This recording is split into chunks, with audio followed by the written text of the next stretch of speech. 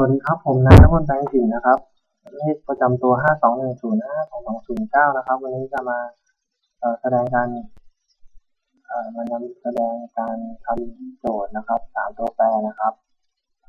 ก็คือจากโจทย์นะครับพงศกรเนี่ยเขาไปฝากเงินที่3แบงก์โดยหลังจากนั้น1 ปีนะครับเขาได้เงินเดือนได้ดอกเบี้ยออกจาก3ธนาคารเนี่ยนะครับเป็นเงินจำนวนหนึ่งดังนั้นเขาก็ได้เงินเนี่ย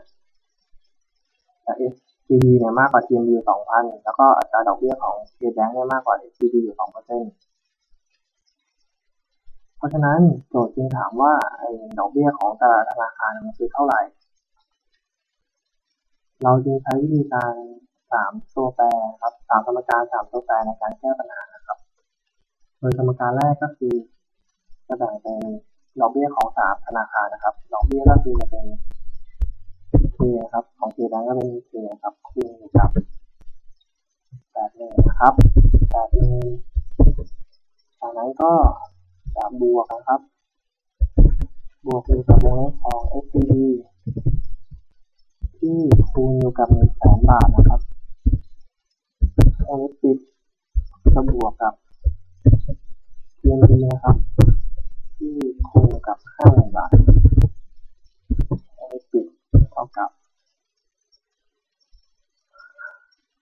ดอกเบี้ยคือ13600นะครับต่อไปครับสมการที่2เขาบอกว่าดอกเบี้ยของ SCB มากกว่า TMB 2,000 เพราะฉะนั้น SCB มากกว่า TMB 2,000 นะครับตรงนี้ต้องเปลี่ยนเป็นลบตรงนี้ต้องเปลี่ยนเป็น 2,000 ครับส่วนสมการที่3เขาบอกว่าดอกเบี้ยของ K เนี่ยมากกว่า SCB หรือเท่ากับ 2% หรือเท่ากับ2ส่วนร้อยหรือไม่เขียน0.02ก็ได้นะครับแต่ละ3สมการจากนั้น เราก็จะมา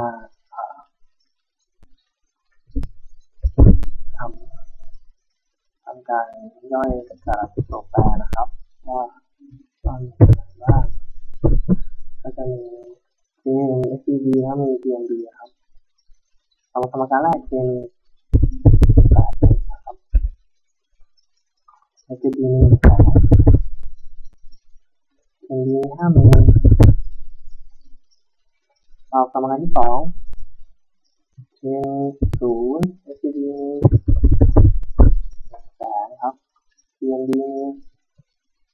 ลบครับอันนี้เป็นเครื่องหมายลบนะครับ 50,000นะครับอันนี้เป็น1ครับ TMB เป็นลบ1ครับส่วน TMB เป็น0ครับอันนี้ก็เป็น13,600 อันนี้เป็น 2,000 นะครับอันนี้เป็น0.02ครับเราตั้งอย่างนี้ได้เสร็จแล้วปุ๊บต้องการหาคำตอบของเราก็ลาก3ช่องครับจากนั้นก็เป็นสูตรของมันครับ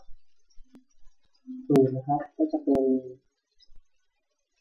mm ไม่ใช่ครับต้องกลับก่อนนะครับ mmult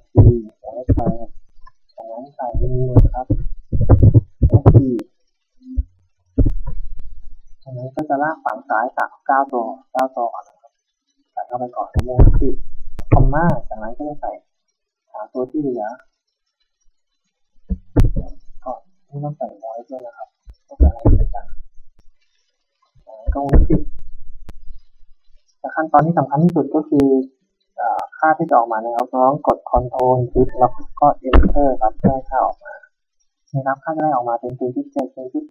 0.05 0.06 ถ้าคิดเป็นเปอร์เซ็นต์นะครับอันแรกก็คือจะเป็น KBank ก็คือเท่ากับ 10%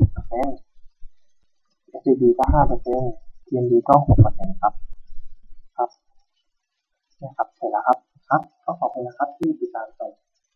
ครับขอบคุณครับ